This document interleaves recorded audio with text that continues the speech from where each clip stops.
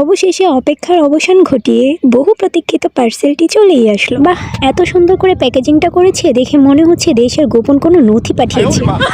বিভিন্ন ধরনের অ্যাক্সেসরিজ আইটেমগুলো আমি সাধারণত দারাজ থেকে অর্ডার করে থাকি, আর প্রতিবার অর্ডার করার পর ভয়েও থাকি কি জানি কি হয়, এবার কি রকমের প্রোডাক্ট পাই। কিন্তু এখন পর্যন্ত যতবার অর্ডার করেছি ভালোভাবে রিভিউ দেখে অর্ডার করেছি, তাই এখন পর্যন্ত কখনোই ঠকিনি। এই তো বের হয়ে আসলো আমার মোবাইল ট্রাইপড ব্র্যাকেট। প্রথম দেখাতেই মনে হচ্ছে ছোট প্যাকেটে বড় ধামাকা।